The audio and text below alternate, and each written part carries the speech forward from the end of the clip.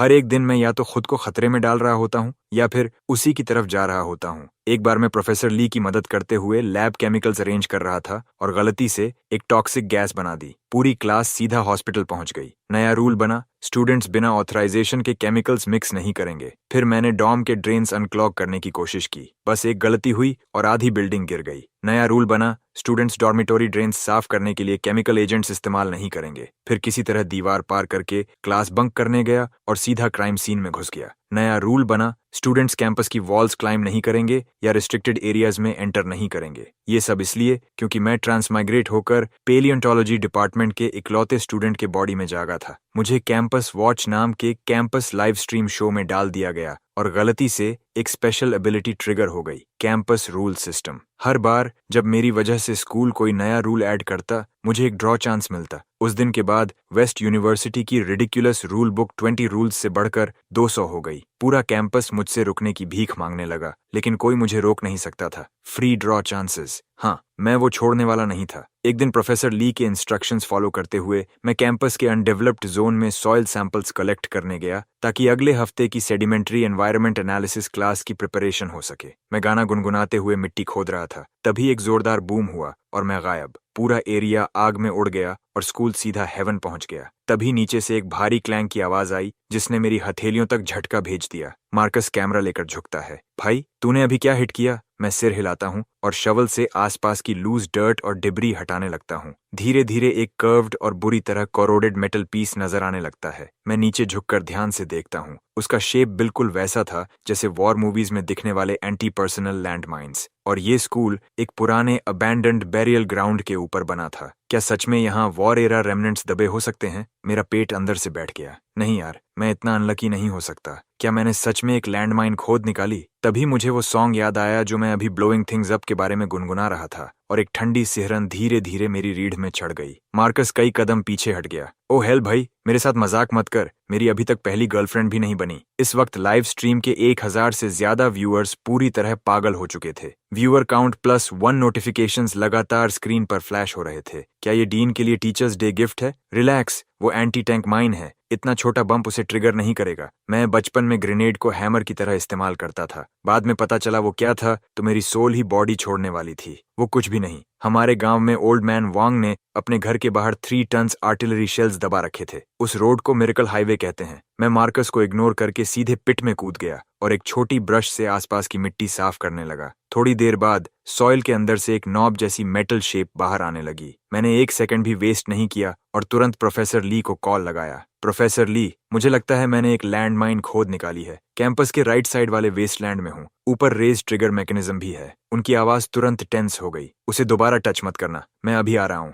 इतना बोलकर उन्होंने कॉल काट दिया। 15 मिनट से भी कम समय में प्रोफेसर ली भागते हुए पहुंच गए। उन्होंने चेहरे का पसीना तक नहीं पोंछा। वो नीचे क्राउच होकर उसे ध्यान से देखने लगे। काफी देर बाद उन्होंने एक छोटी ट्रॉवल से मिट्टी हटानी शुरू की। मार्कस और मैं पीछे हट गए, किसी भी वक्त एक्सप्लोजन होने की तैयारी में। लेकिन ब्लास्ट कभी हुआ ही नहीं। कुछ केयरफुल स्कूप्स के बाद उन्होंने उसे आसानी से बाहर निकाल लिया। चिंता की बात नहीं है, ये बस प्रेशर कुकर का लाइड है। मैं उसे हाथ में लेकर देखता हूँ और एक तरफ फेंक देता हूँ। आखिर कौन यहाँ पॉट लिड फेंकता है? प्रोफेसर ली बस हंसते हुए सिर हिला देते हैं। सेफ रहना बेहतर है, सैंपलिंग जारी रखो ध्यान से। और इतना कहकर वो चले गए। लाइव स्ट्रीम व्यूअर्स हंस हंस कर मरने की हालत में थे। व्यूअरशिप फिर से स्पाइक कर गई। भाई को कुकिंग स्कूल में काम करना चाहिए। लोग खुद पॉट लिड्स डिलीवरी कर रहे हैं। मुझे सच में लगा था वो सॉन्ग सच होने वाला है। पूरा स्कूल बूम होने वाला था और निकला सिर्फ एक लिड। मार्कस अब खुद को रोक नहीं पाया और जोर से हंस पड़ा। मैं उसे घूर कर देखता हूँ। इतना हंस क्या रहा है? यहाँ आ और डिगिंग कर। वो मुंह बनाता है। मैं कैमरामैन हूँ,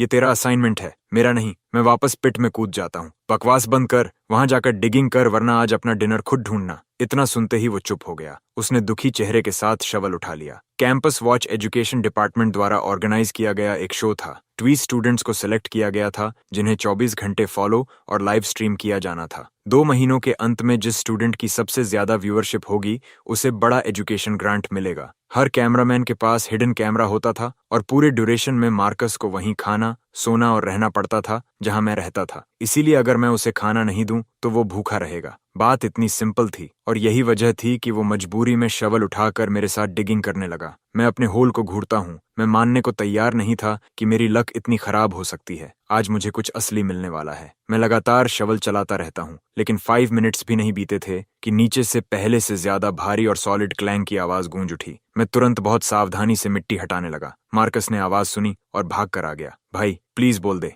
ये एक और पॉटलिड नहीं है। अब तक मेरे हाथ कांपने लगे थे। उसका शेप, उसकी स्ट्रक्चर, ये बिल्कुल वही था जो मैंने मिलिट्री मैगजीन्स में देखा था, एक एरियल बॉम्ब। मार्कस पूरी तरह फ्रीज हो गया। होली, ये तो सच में बॉम्ब है। मैं जवाब तक नहीं दे पाया, बस उसे घूरता रह गया। मैंने तुरंत प्रोफेसर ली को फिर कॉल किया। मुझे लगता है इस बार सच में रियल बॉम्ब मिला है। दूसरी तरफ कुछ सेकंड की चुप्पी छा गई। अभी तो हमने एक चीज हैंडल की थी, वो प्रेशर कुकर लिड था। मेरा रोने का मन करने लगा। मुझे दूसरा मिला है। इस बार बॉडी और टेल फिन्स भी हैं। फोन से एक लंबी थकी हुई सांस सुनाई दी। वहीं रुको, मैं आ रहा हूँ। इस बार प्रोफेसर ली पहले से भी तेजी से पहुंचे। वो झुककर देखते हैं और उनका एक्सप्रेशन तुरंत जम जाता है। उन्होंने तुरंत फोन निकाला और कॉल लगाया। डीन कार्टर, हमारे पास सिचुएशन है। पेलियोंटोलॉजी डिपार्टमेंट का स्टूडेंट लियम ऐसी चीज खोदकर निकाल लाया है जो एरियल बॉम्ब लग रही है। दूसरी तरफ डीन कार्टर की आवाज तुरंत टूट गई। क्या? असली एरियल बॉम्ब? कोई हिलेगा नहीं, मैं अभी आ रहा हूँ। कॉल खत्म होते ही डीन कार्टर दौड़ते हुए वहां पहुंचे। उनके पीछे वाइस डीन और कैंपस सिक्योरिटी भी थे।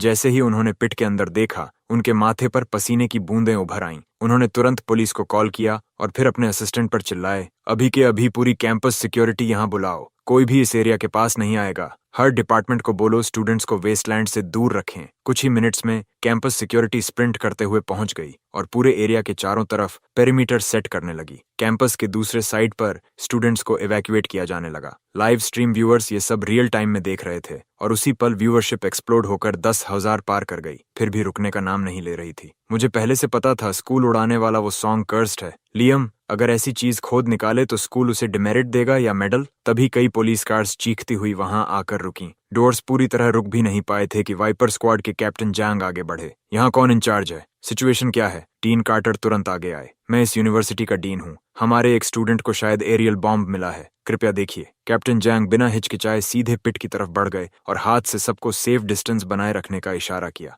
हम बिना दोबारा बोले 10 मीटर्स पीछे हट गए। उन्होंने रेडिएशन डिटेक्टर निकाला और मेटल ऑब्जेक्ट के चारों तरफ घूमते हुए हर एंगल स्कैन करने लगे। No anomalies detected. फिर उन्होंने X-ray back scatter imaging system activate किया। उनके पीछे खड़ा ऑपरेटर रिपोर्ट देने लगा। इंटीरियर हॉलो है, कोई एक्सप्लोजिव मटेरियल डिटेक्ट नहीं हुआ। स्ट्रक्चरल प्रोफाइल एक हाई प्रेशर कंटेनर से मैच करता है। कैप्टन जैंग ने टीम को केमिकल स्निफ एनालिसिस करने का सिग्नल दिया। कई ऑफिसर्स ने रस्ट पार्टिकल्स और एयर सैंपल्स कलेक्ट किए और एनालिसिस शुरू किया। 1 मिनट बाद ऑफिसर ने रिपोर्ट दी, कोई टीएनटी या एक्सप्लोसिव कंपाउंड्स डिटेक्ट नहीं हुए। मेन कंपोनेंट्स आयरन ऑक्साइड और सल्फाइड कंपाउंड्स हैं, long term burial corrosion by products. Captain Zhang ने सिर हिलाया, शवल उठाया और खुद डिगिंग शुरू कर दी। कुछ ही मोमेंट्स में उन्होंने एक हेविली रस्टेड गैस कैनिस्टर बाहर खींच लिया। डीन कार्टर, कंफर्म हो गया है, ये सेफ है। अगर और कुछ नहीं है तो हम निकलते हैं। डीन कार्टर तुरंत आगे बढ़े और उनका हाथ पकड़ लिया। बहुत बहुत धन्यवाद ऑफिसर्स। सच में। छोटी सी बातचीत के बाद पुलिस कार्स एक एक करके कैंपस से निकल गईं।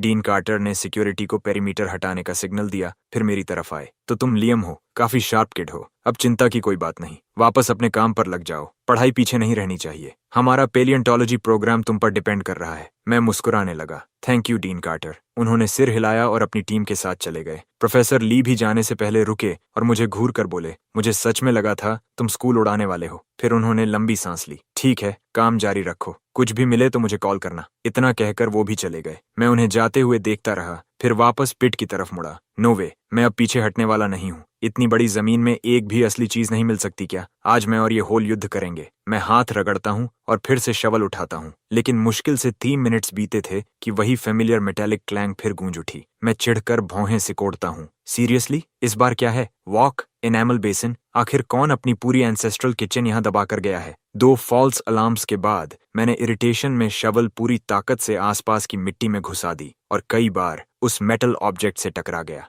हर डल थड खुले मैदान में तेज गूंजने लगी और तभी अचानक मेरे दिमाग के अंदर एक ठंडी मैकेनिकल वॉइस सुनाई दी। Players continuous death defying behaviour detected, activation conditions met, system binding in progress. अगले ही पल मेरी आंखों के सामने एक ग्लोइंग ब्लू वर्चुअल पैनल प्रकट हो गया। मेरा पूरा शरीर वहीं जम गया। शवल उस मेटल ऑब्जेक्ट से बस कुछ इंचेस दूर था। मैं पैनल को घूरता हूं और मेरा खून जम जाता है। What the 500 kilos aerial bomb containing 300 kilograms of TNT? मुझे याद आया कि अभी मैं उसे बार बार शवल से मार रहा था और मेरे शरीर का हर बाल खड़ा हो गया। अगले ही सेकंड में रियलिटी में वापस आया। मैंने तुरंत मार्कस को पकड़ा जो अभी भी शॉक में खड़ा था और हम भागने लगे। हम तब तक नहीं रुके जब तक कई 100 मीटर्स दूर नहीं पहुंच गए। मार्कस बुरी तरह हाँफ रहा था। भाई अभी क्या हुआ? मैं उसे ग्रिम स्माइल के साथ देखता हूँ। अगर मैं कहूँ कि इस बार सच में रियल एरियल बॉम्ब मिला है तो मानेगा? उसने तुरंत सिर हिला दिया। लाइव स्ट्रीम की व्यूअरशिप लगातार बढ़ रही थी। चैट पूरी तरह जोक्स से भरी हुई थी। लो फिर शुरू हो गया। एक्सप्रेशन तो रियल लग रहा है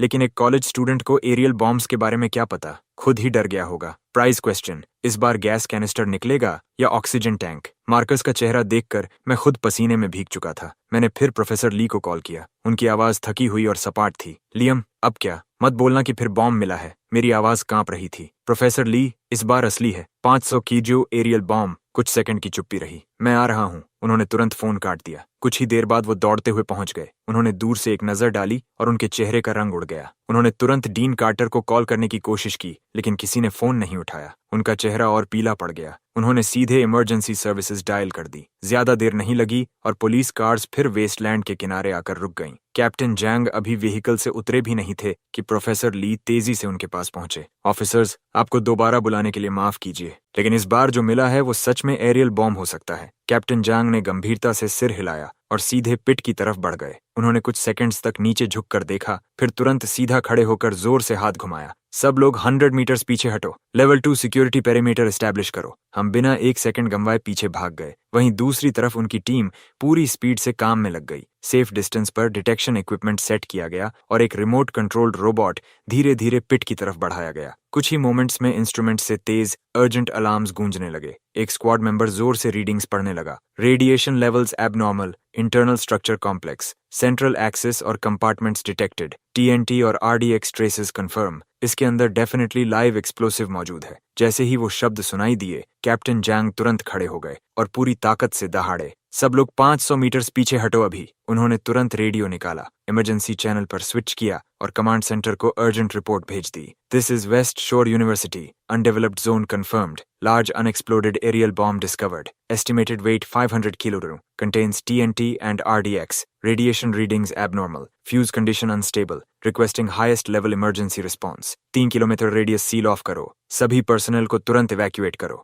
रिपोर्ट खत्म करते ही वो प्रोफेसर ली की तरफ घूमे और चिल्लाए, कैंपस के हर स्टूडेंट को अभी बाहर निकालो। लाइव स्ट्रीम व्यूअर्स पूरी तरह स्टन्ड रह गए। क्या ये सच में 500 किलो एरियल बॉम्ब है? वो चीज पूरी यूनिवर्सिटी डिस्ट्रिक्ट फ्लैटन कर सकती है। क्या लियम का मुंह किसी हायर पावर ने ब्लेस किया है? इस स्पीड से तो स्कूल को जल्द ही बहुत ज्यादा ओपन स्काई देखने को मिलेगा। God bless the internet. हम लिटरली लाइव बॉम्ब डिस्कवरी देख रहे हैं। दूसरी तरफ ग्राउंड पर प्रोफेसर ली बार बार डीन कार्टर को कॉल कर रहे थे लेकिन कोई जवाब नहीं मिल रहा था। वो फ्रस्ट्रेशन में पैर पटकने लगे। फिर उन्होंने फैकल्टी ग्रुप चैट खोला और वॉइस मैसेज बटन दबा दिया। सभी फैकल्टी ध्यान दें, अनडेवलप्ड जोन में हाई डेंजर एक्सप्लोसिव मिला है। आपके आसपास जितने स्टूडेंट्स हैं उन्हें तुरंत मूव कराइए। जल्दी लेकिन कामली इवैक्यूएट करके जेड लेक पार्क पहुंचाइए जो 3 किलोमीटर दूर है। उस मैसेज के जाते ही स्टूडेंट्स एकेडमिक बिल्डिंग्स से बाहर निकलने लगे। फिर लाइब्रेरी, डॉर्म्स और कैफेटेरिया से भी भीड़ उमड़ पड़ी। हर तरफ से स्टूडेंट्स कैंपस एग्जिट्स की तरफ भागने लगे। टीचर्स उन्हें गाइड कर रहे थे। ज्यादा देर नहीं बीती थी कि ब्रॉडकास्ट टावर के ऊपर से एयर रेड सायरन गूंज उठा। उसी समय नियर बाय वाइपर स्क्वाड के रेडियोज लगातार इनकमिंग रिपोर्ट से क्रैकल करने लगे।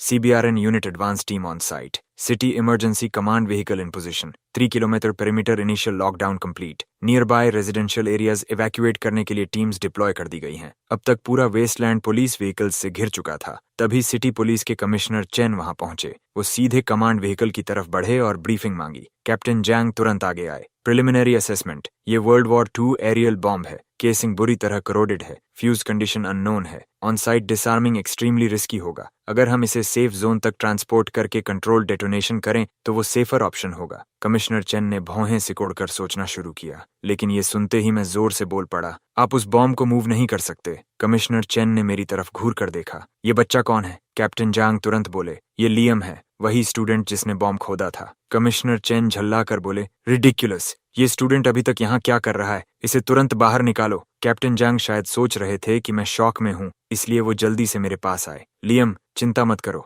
हमारे प्रोफेशनल्स इसे हैंडल कर लेंगे। मैंने गंभीर चेहरा बनाकर सिर हिलाया। आप लोग इस बॉम्ब को पहचान नहीं रहे। ये जर्मन SC-500 है, एक स्पेशल मॉडिफाइड वेरिएंट। इसे स्पेसिफिकली रीइंफोर्स्ड फोर्टिफिकेशंस डिस्ट्रॉय करने के लिए डिजाइन किया गया था। 70 से ज्यादा साल अंडरग्राउंड रहने के बाद मेटल फटीग और कोरोजन ने इसके फ्यूज को बेहद सेंसिटिव और फ्रैजाइल बना दिया है। जिस पल आप इसे मूव करेंगे, फ्यूज ट्रिगर होकर वहीं डेटोनेट हो सकता है। अगर ट्रांसपोर्ट के दौरान ब्लास्ट हुआ तो मैक्सिमम ब्लास्ट फोर्स मिलेगा। डैमेज कैलकुलेशन से बाहर होगा। मेरी बात खत्म होते ही वहां मौजूद हर इंसान पत्थर की तरह जम गया। प्रोफेसर ली धीरे से मेरी तरफ झुके। लियम, मुझे पता ही नहीं था कि तुम्हें ये सब नॉलेज है, लेकिन पहले 2 बार तुम कुछ पहचान क्यों नहीं पाए? मैंने सिर खुजलाया। मैंने इस एग्जैक्ट बॉम्ब मॉडल के बारे में एक बार पढ़ा था। एक मिलिट्री रेफरेंस बुक में पूरा टेक्निकल ब्रेकडाउन था। मेरे शब्द खत्म भी नहीं हुए थे कि कैप्टन जांग घूमे और सीधे इमरजेंसी कॉम्स व्हीकल की तरफ दौड़ पड़े। 10 मिनट्स बाद वो एक प्रिंट आउट लेकर वापस आए। लियम ने जो कुछ कहा सब परफेक्टली मैच करता है।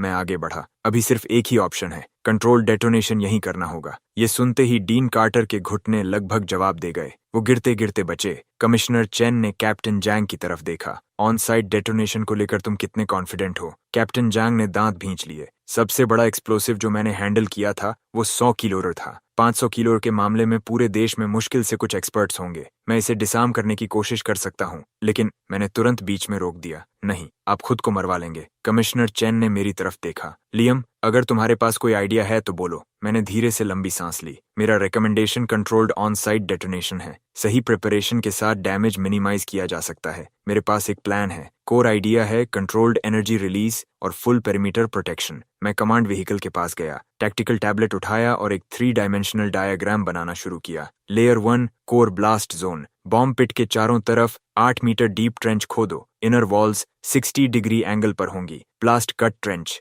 एरियल बॉम्ब को नीचे तक उतारो। फिर 1 metre flexible energy absorbing sand bags और लेयर्स भरो। उसके ऊपर 5 मीटर वेट सैंड डालो। आखिर में हेवी स्टील मैश पैनल से कवर करो ताकि शॉक वेव सीधे ऊपर स्काई की तरफ जाए। Layer 2 seismic isolation. 8 metre deep और 3 metre wide ring trench bedrock तक खोदो जो साइज्मिक वेव को आउटवर्ड फैलने से पहले कट ऑफ कर दे। इससे एकेडमिक बिल्डिंग्स को स्ट्रक्चरल डैमेज मिनिमम होगा। लेयर 3 शॉक वेव और फ्रैगमेंटेशन कंट्रोल। आउटर ट्रेंच के चारों तरफ 200 टन सैंडबैग्स और वाटर बैरियर स्टैक करो। ये शॉक वेव अब्सॉर्ब करेंगे और रेडियो एक्टिव डस्ट ट्रैप करेंगे। और जब इमल्शन एक्सप्लोसिव चार्जेस प्लेस करो तो ध्यान रहे प्राइमरी ब्लास्ट फोर्स ऊपर स्काई की तरफ डायरेक्ट हो। पूरा एरिया अचानक साइलेंस में डूब गया। हर इंसान मुझे ऐसे घूर रहा था जैसे मैं किसी साइंस फिक्शन फिल्म से बाहर निकल कर आया हूँ। कैप्टन जैंग ने जोर से अपनी थाई पर हाथ मारा और एक्साइटमेंट में चिल्ला उठे, ये लड़का जीनियस है। ये प्लान काम करेगा। ये ब्लास्ट मैकेनिक्स, स्ट्रक्चरल इंजीनियरिंग और साइज्मिक कंट्रोल डिफेंस सिस्टम्स का परफेक्ट इंटीग्रेशन है। इसकी थिंकिंग मिलिट्री ग्रेड लेवल की है। कमिश्नर चेन ने बिना एक सेकंड गंवाए फैसला सुना दिया। हम यही प्लान फॉलो करेंगे। हमारे पास जितने भी इंजीनियरिंग रिसोर्सेज हैं सब मोबिलाइज करो। प्रोटेक्शन सिस्टम जितनी जल्दी हो सके बिल्ड करो। ऑर्डर जाते ही वेस्ट शोर यूनिवर्सिटी पूरा का पूरा फुल स्केल कंस्ट्रक्शन साइट बन गया। हर तरफ मशीन्स, इंजीनियर्स और इमरजेंसी टीम्स दौड़ रही थीं। 3 आवर्स बाद कैप्टन जैंग मेरे पास आए और रिपोर्ट दी। All systems ready. Commissioner Chen ने तुरंत इवैक्यूएशन ऑर्डर दे दिया। मैं मेन ग्रुप के साथ जेड लेक पार्क की तरफ निकल गया जो 3 किलोमीटर दूर था। कमिश्नर चेन ने धीरे से अलर्ट सायरन एक्टिवेट किया। उसकी पियर्सिंग आवाज पूरे पार्क में गूंज उठी। अगले ही पल वेस्ट शोर यूनिवर्सिटी की दिशा से एक मैसिव ब्लास्ट हवा को चीरता हुआ उठा। एक जायंट मशरूम क्लाउड आसमान में जा घुसा। एक्सप्लोजन पल भर में खत्म हो गया। किस्मत अच्छी थी कि हम काफी दूर थे। बस मिट्टी और पत्थरों के छोटे टुकड़े हमारी तरफ गिरे। कोई घायल नहीं हुआ। जब शुरुआती केओस शांत हुआ तो हर चेहरे पर वही एक्सप्रेशन था, प्योर एग्जॉस्टेड रिलीफ। तभी कमांड व्हीकल के अंदर से आवाज आई।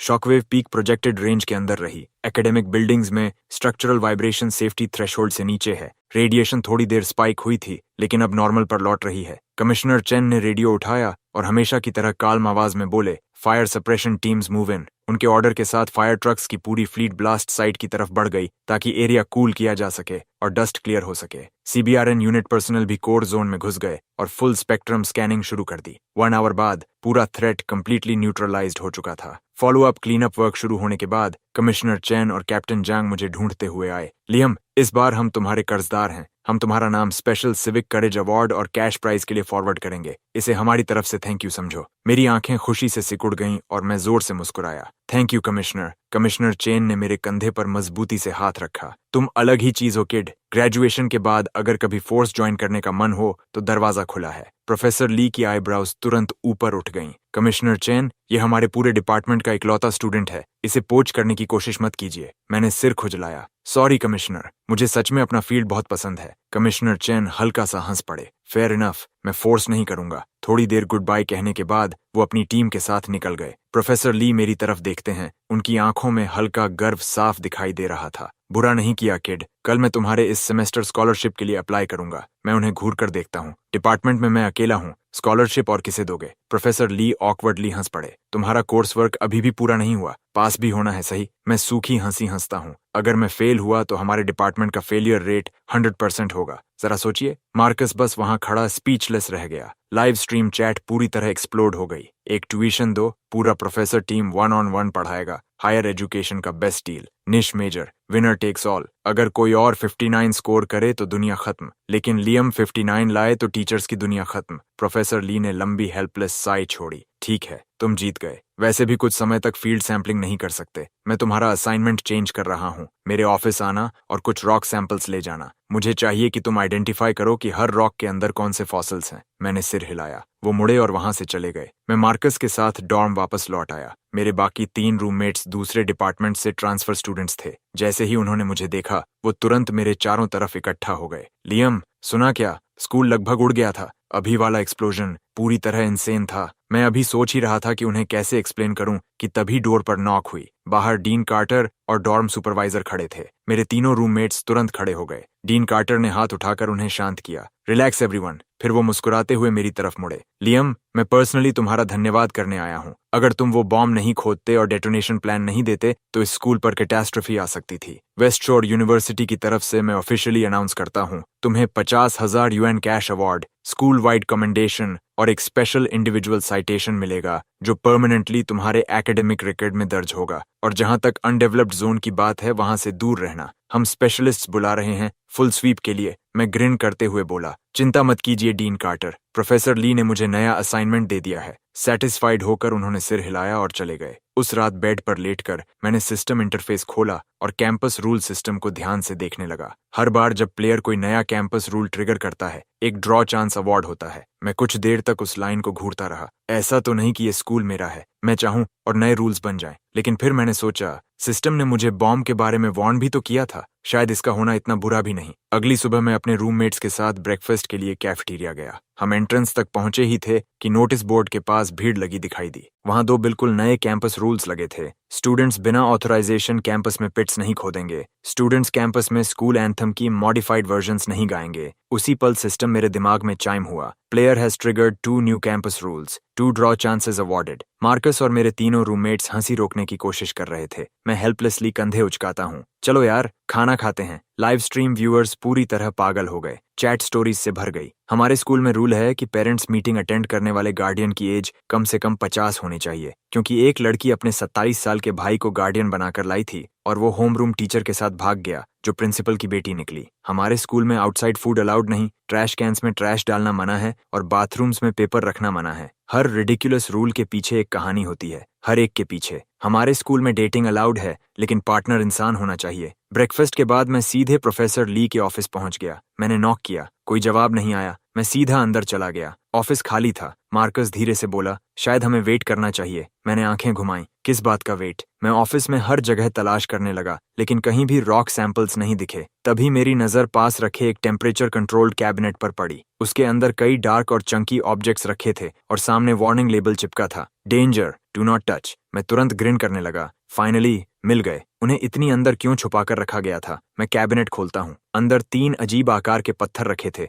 हर एक फोम पैडिंग पर टिका हुआ। मैं उनमें से एक को हल्का सा थपथपाता हूँ। हाँ, यही वाले होंगे, लेकिन ये तो बहुत बड़े हैं। मैं अंदर की चीज को कैसे स्टडी करूंगा? फॉसिल्स देखने के लिए मुझे इन्हें तोड़ना पड़ेगा। मैं कुछ सेकंड सोचता हूँ, फिर मार्कस को बुलाता हूँ। हम उन पत्थरों को बास्केटबॉल कोर्ट के एक कोने तक ले जाते हैं। फिर मैं कल वाले बॉम्ब साइट पर वापस जाता हूँ और वहां से एक स्लेज हैमर उठा लाता हूँ। मैं हैंडल को कसकर पकड़ता हूँ, पूरा जोर लगाकर पत्थर पर वार करता हूँ। 2 वार, पत्थर जरा भी नहीं हिलता। मैं धीरे से सांस लेता हूँ, स्लेज हैमर को सिर के ऊपर तक उठाता हूँ और पूरी ताकत से नीचे मारता हूँ। पत्थर फट जाता है। वो दर्जनों रेजर शार्प टुकड़ों में विस्फोट होकर हर दिशा में उड़ जाता है। स्लेज हैमर मेरे हाथों से छूटकर जमीन पर जा गिरता है। क्या ये तो फॉसिल होना चाहिए था। तभी मार्कस जमीन की तरफ इशारा करके चिल्लाता है, जमीन ये फट रही है। मेरी आंखें चौड़ी हो जाती हैं। नहीं हो सकता, उस चीज ने ग्रेनेड की तरह इम्पैक्ट किया था। मार्कस मुश्किल से निगलता है, भाई क्या प्रोफेसर ली सच में तुमसे नफरत करते हैं? मैं उसे घूरता हूँ। तू क्या बोल रहा है? मैं आखिरी बचे पत्थर को सेट करता हूँ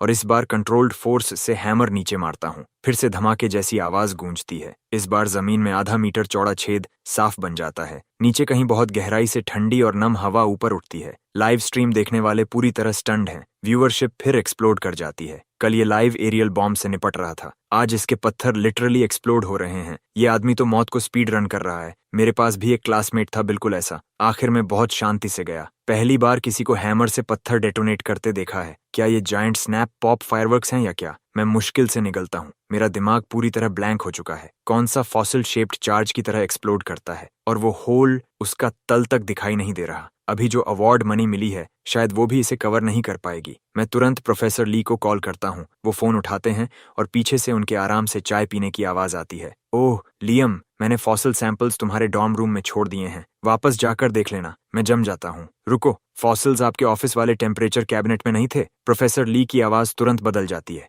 मुझे मत बताना कि तुमने वो कैबिनेट खोला। मैं दर्द भरी हंसी छोड़ता हूँ। हाँ, वो तेज सांस खींचते हैं। तुमने क्या किया? मैं लगभग रो पड़ता हूँ। आपने ये क्यों नहीं बताया कि उसे छूना नहीं है? मुझे लगा वही सैंपल्स हैं। मैं उन्हें बाहर ले आया। प्रोफेसर ली की आवाज अचानक ऊंची हो जाती है। मुझे ये मत कहना कि तुमने उन्हें एक्टिवेट कर दिया। मैं धीरे से कहता हूँ, हाँ। अब उनकी आवाज कांप रही थी। तुम ठीक हो? वो हाई प्रेशर सील्ड रॉक्स हैं, हल्का सा इम्पैक्ट होते ही इंस्टेंटली एक्सप्लोड कर जाते हैं। मैं उन्हें टेम्परेचर कैबिनेट में कंडीशंस कंट्रोल करने और ट्रिगरिंग रोकने के लिए रखता हूँ। क्या तुम खुद को मरवाना चाहते हो? मैं मुंह फुलाता हूँ। मैं ठीक हूँ, बस मैंने उन्हें स्लेज हैमर से कुछ बार मारा था। प्रोफेसर ली पूरी तरह चुप हो जाते हैं। मेरी पूरी जिंदगी में किसी ने भी मेरे ऑफिस को इस तरह नहीं खंगाला, कोई नहीं, सिवाय तुम्हारे। कार्मा सच में होती है ना? मैं बेबस होकर कंधे उचकाता हूँ। कार्मा है या नहीं पता नहीं, लेकिन स्पोर्ट्स कोर्ट में अब एक जायंट होल बन चुका है। जब डीन कार्टर पूछेंगे कि क्या हुआ, तो मैं कह दूंगा कि आपने मुझे यहाँ एक्सपेरिमेंट्स करने भेजा था। प्रोफेसर ली पूरी तरह हिल जाते हैं। क्या तुम अभी सीरियस हो? उन रॉक्स में इतनी ताकत नहीं होनी चाहिए थी। मैं आंखें घुमाता हूँ। यकीन नहीं है? खुद आकर देख लीजिए। उनकी आवाज अचानक अर्जेंट हो जाती है। मैं आ रहा हूँ, वहीं रुको। वो मेरे कुछ और बोलने से पहले ही फोन काट देते हैं। 10 मिनट से भी कम समय में वो दौड़ते हुए पहुंचते हैं, तेज सांस लेते हुए। वो अपने फोन की फ्लैशलाइट ऑन करके होल के अंदर रोशनी डालते हैं। ये सही नहीं हो सकता। उन रॉक्स से इतनी फोर्स नहीं निकलनी चाहिए थी। उनके मुंह से शब्द पूरे निकल भी नहीं पाते कि हमारे कानों तक हल्की क्रैकिंग की आवाज पहुंचती है। हम तीनों एक साथ नीचे देखते हैं। होल के किनारे पर एक पतली दरार उभरती है और अगले ही पल वो उंगली जितनी चौड़ी हो जाती है। प्रोफेसर ली तुरंत सीधा खड़ा हो जाता है। मूव, सब लोग अभी पीछे हटो। हम मुश्किल से कुछ कदम ही पीछे जाते हैं कि होल के चारों तरफ दरारें विस्फोट की तरह फैलने लगती हैं और हर दिशा में दौड़ पड़ती हैं। मैं पूरी ताकत से स्प्रिंट मारता हूँ और कई 100 मीटर दूर जाकर ही रुकता हूँ। जब मैं पीछे मुड़कर देखता हूँ तो 50 मीटर से भी चौड़ा एक विशाल सिंक होल उस जगह को निगल चुका था जहां हम खड़े थे। लाइव स्ट्रीम कुछ सेकंड के लिए पूरी तरह शांत हो जाती है, फिर अचानक फट पड़ती है। व्यूअरशिप आसमान छूने लगती है। तुम अबिस में झांकते हो और अबिस वापस तुम्हें घूरकर जमीन ही निगल जाती है। क्या लियम सच में कर्स्ड है? कल एरियल बॉम्ब, आज स्पोर्ट्स कोर्ट कोलैप्स। ये स्कूल अभी तक खड़ा कैसे है? हम सावधानी से कोलैप्स्ड जोन के किनारे वापस जाते हैं और अंदर झांकते हैं। लगभग 30 मीटर गहरा पिट। नीचे से लगातार तेज बहते पानी की आवाज आ रही है। एक मोटा टूटा हुआ पाइप ऊपर की तरफ पानी उछाल रहा था। तभी मेरे दिमाग में सिस्टम की आवाज गूंजती है। Large scale geological collapse event detected. Environmental data analysis module activated. Geological scan complete. Collapse zone के नीचे एक विशाल अंडरग्राउंड कैविटी मौजूद है। Cause piping erosion. Main underground water supply pipe 3 साल पहले धीरे धीरे लीक होना शुरू हुआ था। इस एरिया की foundation fill loose sandy clay से बनी थी जिसे कहीं और से लाया गया था। लगातार लीकिंग ने धीरे धीरे फाइन सॉइल पार्टिकल्स को बहा दिया, जिससे नीचे एक मैसिव अंडरग्राउंड कैविटी बन गई। अचानक सब कुछ समझ में आ जाता है। कोई हैरानी नहीं कि जमीन इतनी आसानी से धंस गई।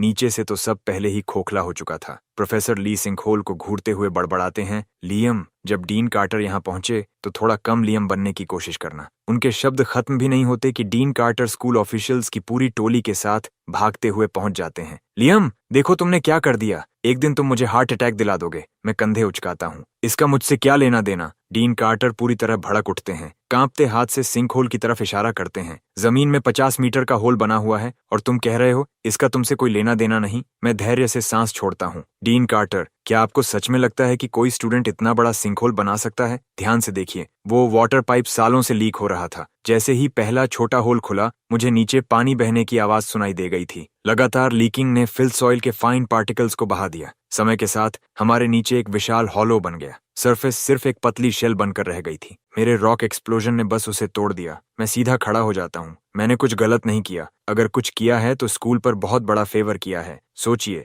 अगर ये आज एक्सपोज नहीं होता और किसी स्कूल वाइड इवेंट के दौरान कोलैप्स होता तो क्या आप उन कॉन्सिक्वेंसेस के साथ जी पाते? प्रोफेसर ली सिर हिलाते हैं। अब उन्हें भी बात समझ आ चुकी थी। ये सही कह रहा है। एक सिविल इंजीनियरिंग प्रोफेसर की नज़र से देखूं तो एनालिसिस बिल्कुल सही है। डीन कार्टर लंबी धीमी सांस लेते हैं। लियम, मैं माफी चाहता हूँ। अभी मेरा टोन गलत था। पर्सनल मत लेना। मैं तुम्हें डिनर पर ले चलता हूँ और कल वाले अवार्ड में एक्स्ट्रा 20,000 भी जोड़ दूंगा। मैं पलकें झपकाता हूँ। डीन कार्टर, आप बहुत जेनरस हैं। स्कूल का ध्यान रखना तो मेरा काम है। वैसे डिनर की जगह मैं सिर्फ कैश ले सकता हूँ क्या? पूरी क्राउड अचानक चुप हो जाती है। डीन कार्टर बस ऑकवर्डली सिर हिलाकर मान जाते हैं। तभी पुलिस व्हीकल्स की एक लाइन सीन पर आकर रुकती है। सबसे आगे फेमिलियर चेहरा, कमिश्नर चेन। वो 50 मीटर सिंकहोल को देखते ही तेज सांस छोड़ते हैं, फिर डीन कार्टर से हाथ मिलाते हैं। मुझे कहना पड़ेगा डीन कार्टर, इस कैंपस के नीचे जो भी चल रहा है ऐसा लगता है जैसे खास मुझे टेस्ट करने के लिए बनाया गया हो। जब उन्हें पता चलता है कि सिंकहोल फिर से मुझसे जुड़ा है, वो रेजिग्नेशन भरी नजर से मेरे कंधे पर हाथ रखते हैं। लियम,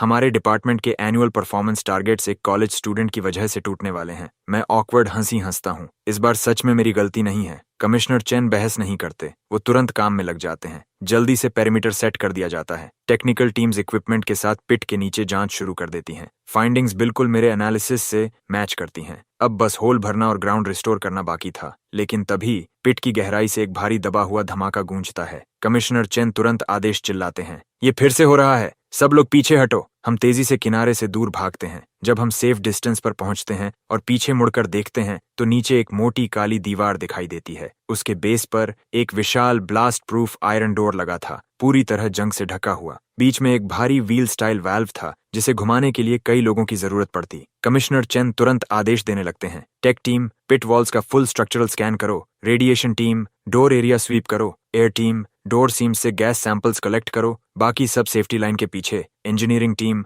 स्ट्रक्चरल रीइंफोर्समेंट तैयार करो। ऑर्डर्स मिलते ही हर टीम हरकत में आ जाती है। मेरी नजर उस आयरन डोर पर टिकी रहती है। तभी सिस्टम की आवाज दिमाग में गूंजती है, target structure analysis complete, large scale civil defence shelter constructed between the late 1960s and early 1970s, specific geopolitical climate और न्यूक्लियर थ्रेट के जवाब में बनाया गया। ओरिजिनली एक क्लासिफाइड गवर्नमेंट यूनिट का हिस्सा था। बाद में यूनिट रिलोकेट हो गई, रिकॉर्ड्स में गैप आया और ये साइट भुला दी गई। फिर इसे फिल सॉइल से ढक दिया गया और आखिर में यूनिवर्सिटी इसके ऊपर बना दी गई। अचानक सब कुछ समझ में आ जाता है। मैं गला साफ करता हूँ। ये शायद सिविल डिफेंस शेल्टर है। मैंने इनके बारे में पढ़ा है। न्यूक्लियर थ्रेट ईरा के दौरान पूरे देश में ऐसे शेल्टर्स बनाए गए थे। समय के साथ कई बस भुला दिए गए। उस आर्च्ड ब्लास्ट डोर और थिक कंक्रीट वॉल्स को देखिए। ये 60s और 70s की सिविल डिफेंस कंस्ट्रक्शन की क्लासिक फीचर्स हैं। सब लोग सोचते हुए सिर हिलाते हैं, लेकिन कमिश्नर चेन भौहें सिकोड़ते हैं। इतना बड़ा शेल्टर और किसी को इसके बारे में पता नहीं? मैं हल्की मुस्कान देता हूँ। अगर ये क्लासिफाइड प्रोजेक्ट था तो बस एक लॉस्ट फाइल ही काफी है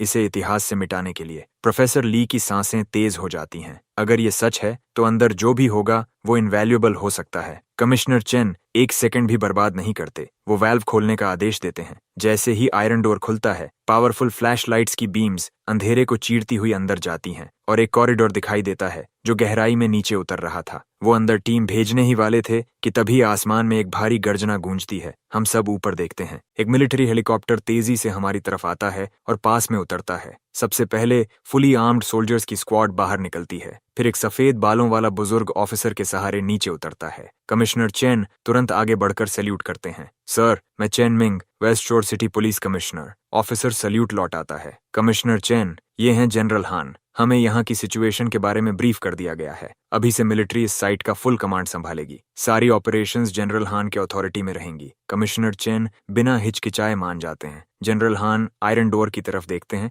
फिर मुस्कुराकर मेरी तरफ मुड़ते हैं। यंग मैन, मैंने लाइव स्ट्रीम देखी, तुमने इसे सिविल डिफेंस शेल्टर आइडेंटिफाई किया, इम्प्रेसिव। मेरे साथ नीचे चलो। और बस ऐसे ही वो डोर के अंदर आगे बढ़ जाते हैं। दर्जनों पावरफुल फ्लैश लाइट्स कॉरिडोर को दिन की तरह रोशन कर देती हैं। पैसेज के दोनों तरफ बंद डोर्स की कतार लगी हुई थी। कमिश्नर चेन एक डोर धीरे से खोलते हैं। अंदर पीले पड़े डॉक्यूमेंट्स हर तरफ बिखरे हुए थे। एक हिस्ट्री प्रोफेसर कैजुअली एक पेपर उठाता है, फिर अचानक जम जाता है। ये न्यूक्लियर वेपन्स रिसर्च डॉक्यूमेंट्स हैं। कमिश्नर चेन एक डॉक्यूमेंट लेकर देखते हैं। जनरल हान, ये तो क्लासिफाइड होना चाहिए, सही? जनरल हान का एक्सप्रेशन पढ़ना मुश्किल था। अब नहीं, मैं बस नहीं चाहता था कि इन्हें भुला दिया जाए। कमिश्नर चेन तुरंत अपने ऑफिसर्स को बुलाते हैं। इस रूम की हर चीज सिक्योर करो, स्पेशलिस्ट्स आने तक कुछ मत छूना। हम आगे बढ़ते हैं और कई दूसरे रूम्स चेक करते हैं। कुछ में पुराने रेडियो इक्विपमेंट और टेलीफोन स्विच बोर्ड्स रखे थे। कुछ बंक रूम्स थे जहां फ्लोर पर डॉक्यूमेंट्स बिखरे पड़े थे। ये साफ था कि यहां से जाने वाले लोग बहुत जल्दबाजी में निकले थे। हम 2 और लेवल्स नीचे उतरते हैं। एक चौड़ा हॉल कई आर्च्ड टनल एंट्रेंसेस में बंट जाता है। हम एक रास्ता चुनते हैं और आखिर तक पहुंचकर एक आर्मरी खोज लेते हैं। एक टेक्नीशियन आयरन डोर खोलता है। अंदर विशाल स्टोरेज स्पेस के बाएं तरफ दर्जनों टाइप 56 सेमी ऑटोमेटिक राइफल्स और टाइप 54 सब मशीन गन्स रखी थीं। बीच में वुडन क्रेट्स एम्यूनिशन से भरे पड़े थे। उनके पास टाइप 67 ग्रेनेड्स का छोटा पहाड़ जमा था। दाईं तरफ रॉकेट राउंड्स की कतारें परफेक्टली सजी हुई थीं। एक यंग ऑफिसर धीमी सांस छोड़ता है। यहाँ की फायर पावर पागलपन है। मेरा शरीर ठंडा पड़ जाता है। कल का एरियल बॉम्ब ही मेरी एक्सपेक्टेशन से बाहर था, लेकिन अगर ये पूरा आर्मरी उड़ गया तो पूरी यूनिवर्सिटी का नामो निशान मिट जाएगा। लाइव स्ट्रीम व्यूअर्स पूरी तरह पागल हो जाते हैं। व्यूअरशिप फिर से आसमान छूने लगती है। ये तो लिटरली मेरा ड्रीम अपोकलिप्स बंकर है, पूरी तरह आर्म्ड। कितने भी ज़ॉम्बीज आ जाएं कोई फर्क नहीं पड़ता। अगर पुराने वॉर ड्रामास वाला लेजेंडरी जनरल इस जगह तक पहुंच जाता तो लोग स्टैच्यू ऑफ लिबर्टी हटाकर उसकी गर्लफ्रेंड की स्टैच्यू लगा देते। कमिश्नर चेन की आवाज एक्साइटमेंट को काट देती है। सब कुछ डॉक्यूमेंट करो, हर चीज की फोटोज लो, कोई कुछ टच नहीं करेगा। जनरल हान चुपचाप सब देख रहे थे, जैसे ये जगह उन्हें दशकों पुरानी यादों में वापस खींच रही हो। हम आर्सेनल छोड़कर जनरल हान के पीछे और नीचे सबसे निचले रिसर्च जोन की तरफ बढ़ते हैं। हम मटेरियल्स एनालिसिस लैब और डेटा रिकॉर्ड्स रूम से गुजरते हैं। दोनों रेयर और इरिप्लेसेबल डॉक्यूमेंट्स से भरे पड़े थे। दशकों पहले ऐसी फाइंडिंग्स दुनिया को हिला देती, अब वो सिर्फ हिस्ट्री के आर्टिफैक्ट्स बन चुके थे। हम रिसर्च जोन के सबसे गहरे हिस्से तक पहुंचते हैं, जहां एक भारी मेटल डोर आगे का रास्ता रोक रहा था। उस पर एयर टाइट वाल्व और कम्प्लेक्स मैकेनिकल लॉक लगा था। डोर पर रेडिएशन वार्निंग सिंबल बना था। एक tech officer radiation detector door के गैप के पास ले जाता है। मशीन अचानक तेज चीख जैसी आवाज निकालती है। रेडिएशन लेवल सेफ लिमिट्स से बहुत ऊपर थे। कमिश्नर चेन बिना एक सेकंड गंवाए सबको पीछे हटने का आदेश देते हैं। यहाँ तक कि जनरल हान का एक्सप्रेशन भी बदल जाता है। सिर्फ 2 ऑफिसर्स फुल प्रोटेक्टिव सूट्स में वहीं रुकते हैं। वो हाइड्रोलिक ब्रीचिंग टूल्स उठाकर डोर को फोर्स से खोलते हैं। अंदर 2.5 मीटर लंबा न्यूक्लियर डिवाइस रखा था। शॉक प्रोसेस करने का मौका तक किसी को नहीं मिलता। हर कोई तुरंत मुड़ता है और पूरी ताकत से एग्जिट की तरफ भागता है। हम तब जाकर सांस लेते हैं जब सिंक होल के बॉटम तक वापस पहुंच जाते हैं। कमिश्नर चेन तुरंत आदेश देते हैं, सिंक होल एंट्रेंस सील करो। सारे नॉन एसेंशियल पर्सनल को 1 किलोमीटर रेडियस से इवैक्यूएट करो। CBRN डिवीजन और न्यूक्लियर एनर्जी अथॉरिटी को अलर्ट करो। अभी सीन तुरंत कैओस में बदल जाता है। आखिर जब सबकी सांसें थोड़ी नॉर्मल होती हैं, जनरल हान लंबी सांस छोड़ते हैं। सब शांत रहो, नीचे वाली चीज एक्सप्लोड नहीं करेगी। वो इनकम्प्लीट न्यूक्लियर डिवाइस है। उस समय उन्हें पहले ही पता चल गया था कि ये सस्टेन्ड चेन रिएक्शन नहीं कर सकता। ये ड्यूड है, नहीं तो उसे यहाँ कभी नहीं छोड़ा जाता। उनके शब्द टेंशन को थोड़ा कम जरूर करते हैं। कमिश्नर चेन डीन कार्टर को ढूंढते हैं। अनफिनिश्ड न्यूक्लियर डिवाइस से पोटेंशियल रेडिएशन लीक रिस्क है। तुरंत कैंपस के बाकी पर्सनल को इवैक्यूएट कराइए। डीन कार्टर का चेहरा हरा पड़ चुका था। वो तुरंत ऑर्डर्स देना शुरू कर देते हैं। एयर रेड सायरन एक बार फिर पूरे कैंपस में गूंज उठती है। कुछ ही मिनटों में कैंपस फिर से कल जैसा दिखने लगता है। स्टूडेंट्स ऑर्डरली लाइंस में टीचर्स के साथ बाहर निकलने लगते हैं। कुछ देर बाद मिलिट्री व्हीकल्स, CBRN ट्रक्स और इंजीनियरिंग यूनिट्स लगातार आने लगते हैं। कुछ घंटों बाद टॉप इमरजेंसी स्पेशलिस्ट्स की टीम असेसमेंट खत्म करके टेम्पररी कमांड पोस्ट में बहस शुरू कर देती है। सफेद बालों वाला सीनियर एक्सपर्ट मेज पर हाथ मारता है। पहले यहीं शील्डिंग लेयर बनाते हैं, उसे प्रॉपरली सील करो, फिर मूव करेंगे। गोल्ड रिम्ड ग्लासेस पहने मिडिल एज्ड एक्सपर्ट तुरंत खड़ा हो जाता है। हैवी इक्विपमेंट नीचे नहीं जा सकता, मैनुअल हैंडलिंग लोगों की जान के साथ गैम्बल होगा। कोई हेलीकॉप्टर से एयरलिफ्ट करने का सुझाव देता है, सीनियर एक्सपर्ट तुरंत उसे रोक देता है। क्या तुम पागल हो? अगर वो हवा में एक्सप्लोड हो गया तो कई किलोमीटर्स तक सब कुछ रबल बन जाएगा। सेकंड धीरे धीरे बीतते रहते हैं। बहस पूरी तरह डेड एंड पर पहुंच चुकी थी। मैं गला साफ करता हूँ। शायद हम रेल सिस्टम इस्तेमाल कर सकते हैं। रूम में मौजूद हर इंसान तुरंत मेरी तरफ मुड़कर देखता है। सभी एक्सपर्ट्स के चेहरे पर एक ही एक्सप्रेशन था, प्योर स्केप्टिसिज्म। जनरल हान मेरी तरफ देखते हैं। यंग मैन, जो सोच रहे हो खुलकर कहो, यहाँ कोई रॉन्ग आंसर नहीं है। मैं सिर खुजलाता हूँ। जब हम अंदर गए थे तब मैंने ध्यान दिया, शेल्टर एंट्रेंस से लेकर डिवाइस चेंबर तक सिर्फ 2 छोटे स्टेयरकेस सेक्शंस हैं, लेकिन बाकी कॉरिडोर लगभग पूरा स्ट्रेट और लेवल है। हम पूरे पैसेज में मॉड्यूलर लाइटवेट रेल्स बिछा सकते हैं, फिर व्हील्स वाला एक custom heavy duty shock proof shielded transport container बनाएंगे। विंच की मदद से खाली कंटेनर को अंदर भेजा जाएगा। उसके बाद remote hydraulic lateral transfer system से न्यूक्लियर डिवाइस को साइडवेज स्लाइड करके कंटेनर के अंदर डालेंगे। पूरा प्रोसेस हॉरिजॉन्टल रहेगा, कोई टिल्टिंग नहीं, कोई जोल्टिंग नहीं, पूरा कंट्रोल रहेगा। फिर कंटेनर को सील करके रेल्स के जरिए बाहर सरफेस तक विंच से खींच लेंगे। ऊपर एक lead lined heavy transport vehicle तैयार रहेगा। इससे फिजिकल शॉक और रेडिएशन लीकेज दोनों से मैक्सिमम प्रोटेक्शन मिलेगी। मेरे खत्म करते ही जनरल हान स्टन्ड एक्सपर्ट्स की तरफ मुड़ते हैं। आप सबका क्या कहना है? व्हाइट हेयर्ड एक्सपर्ट अपने ग्लासेस ठीक करते हैं। ये अप्रोच बेहद क्लेवर है। सेफ्टी और प्रैक्टिकलिटी दोनों का परफेक्ट बैलेंस है। बाकी एक्सपर्ट्स भी सहमति में सिर हिलाने लगते हैं। जनरल हान बिना एक सेकंड गंवाए फैसला सुना देते हैं। हम लियम के प्लान के साथ जाएंगे। मटेरियल्स और इक्विपमेंट तुरंत मूव करो, अभी। कमिश्नर चेन तुरंत एक्शन में लग जाते हैं। लाइव स्ट्रीम व्यूअर्स पूरी तरह स्पीचलेस हो चुके थे। व्यूअरशिप फिर से एक्सप्लोड करती है। एक और मैसिव वेव। क्या ये सच में रियल है? मैं यहाँ एंटरटेनमेंट देखने आया था, न्यूक्लियर एक्सपर्ट्स को आउटथिंक करते हुए किसी स्टूडेंट को नहीं। जिस प्रॉब्लम पर न्यूक्लियर स्पेशलिस्ट्स अटक गए, उसे एक कॉलेज स्टूडेंट ने सॉल्व कर दिया। लियम किसी और ही लेवल पर है। कल एरियल बॉम्ब सोल्यूशन पागलपन था, आज न्यूक्लियर डिवाइस सिचुएशन सॉल्व कर दी। इसे चाहे पसंद हो या नहीं, कोई ना कोई एजेंसी इसे रिक्रूट जरूर करेगी। मैं तो ये स्ट्रीम अपने पेरेंट्स को फील गुड कंटेंट दिखाने लाया था। यहाँ ये आदमी हर दूसरे किड को एवरेज बना रहा है। सच में डिमोरलाइजिंग है। स्ट्रीम पूरी तरह केओस और एक्साइटमेंट में डूब चुकी थी। स्ट्रीम के बाहर ऑपरेशन पूरी स्पीड पर चल रहा था। 2 घंटे बाद सब कुछ तैयार हो जाता है। ऑपरेशन का सबसे डेंजरस फेज शुरू होता है। हर आंख मॉनिटर पर टिकी हुई थी। कोई सांस लेने की हिम्मत तक नहीं कर रहा। सब देखते हैं कैसे न्यूक्लियर डिवाइस को धीरे धीरे inch by inch transport container के अंदर स्लाइड किया जा रहा है। आखिर जब कंटेनर पूरी तरह सील हो जाता है, मोटर उसे स्टेडिली रेल्स के ऊपर सरफेस की तरफ खींचना शुरू करती है। हर किसी की तनाव भरी निगाहों के बीच कंटेनर स्मूथली सिंकहोल के बेस तक पहुंच जाता है। फिर हाइड्रोलिक लिफ्ट प्लेटफॉर्म कंटेनर को प्रिसीजन के साथ लीड लाइन्ड यूनिट में नीचे उतारता है। फाइनल सील लॉक होते ही एक टेक ऑफिसर खड़ा होकर रिपोर्ट देता है, सारे रेडिएशन लेवल्स नॉर्मल पर वापस आ गए हैं। उसके शब्द खत्म होते ही पूरा साइट चीयर्स से गूंज उठता है। बाद में कम्बैट इंजीनियर्स उसी कंटेनर में न्यूक्लियर डिवाइस को बाहर ट्रांसपोर्ट करते हैं। हेरिटेज अथॉरिटी के लोग सारे क्रिटिकल डॉक्यूमेंट्स कलेक्ट कर लेते हैं। काम रात 8 बजे के बाद तक चलता रहता है। तब जाकर सिविल डिफेंस शेल्टर पूरी तरह क्लियर होता है। जब आखिर सब शांत हो जाता है, मैं बस कैफेटेरिया में लेट नाइट स्नैक लेने जाने ही वाला था कि जनरल हान मुझे आवाज देते हैं। लियम, ये सब तुम्हारे बिना संभव नहीं था। सच बताऊं, इस जगह का कनेक्शन मेरे एक पुराने कॉमरेड से था। मैं कई सालों से इसे ढूंढ रहा था। Thank you. मैं तुरंत हाथ हिलाता हूँ। जनरल हान, आप बहुत ज्यादा काइंड हैं। ये सब तो बस एक्सीडेंट से हुआ। जनरल हान मुस्कुराते हैं। क्या तुमने कभी मिलिट्री एकेडमी के बारे में सोचा है? मैं तुरंत तुम्हारे लिए अरेंज कर सकता हूँ।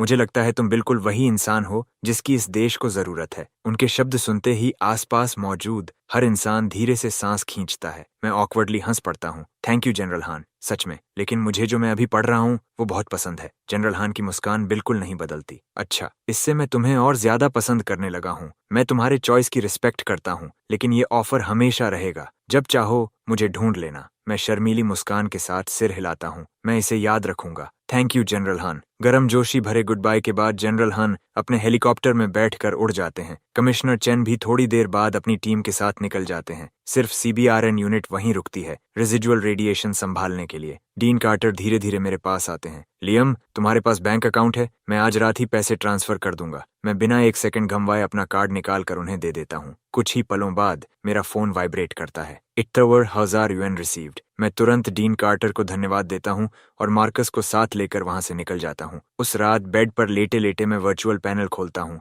और सिस्टम के 2 ड्रॉ चांसेस इस्तेमाल करता हूँ। अगले ही पल दिमाग में चाइम गूंजती है। 2 draw chances consumed, skills unlocked, master of ceremonies. मैं पैनल को ब्लैंक एक्सप्रेशन के साथ घूरता रह जाता हूँ। ये आखिर काम किस चीज का है? मैं लंबी सांस छोड़ता हूँ और सीधे सो जाता हूँ। अगली सुबह मैं रूममेट्स के साथ कैफेटेरिया जाता हूँ। नोटिस बोर्ड पर नया कैंपस रूल चिपका हुआ था, students are prohibited from striking rocks anywhere on campus. उसी समय सिस्टम फिर से दिमाग में बोल उठता है, new campus rule detected, 1 draw chance awarded. Jason और केविन हंसते हुए मेरे कंधे थपथपाते हैं। लियम, तुम अनबिलीवेबल हो, 2 दिनों में 3 नए कैंपस रूल्स। मैं दोनों को घूरता हूँ और सीधा कैफेटेरिया में चला जाता हूँ। जो कुछ हुआ था उसके कारण स्कूल सबको एक दिन की छुट्टी दे देता है। ब्रेकफास्ट के बाद हम डॉर्म लौटते हैं। मैं प्रोफेसर ली द्वारा भेजे गए सारे रॉक्स बैल्कनी में खींच लाता हूँ। मेरे रूममेट्स तुरंत उठकर मुझे रोकने लगते हैं। लियम, नए रूल में साफ लिखा है कि कैंपस में कहीं भी रॉक्स नहीं तोड़ने। मैं ग्रिन करता हूँ। उसमें ग्राउंड पर लिखा है, मैं ग्राउंड पर नहीं मारूंगा। इतना कहकर मैं एक रोप निकालता हूँ, बास्केटबॉल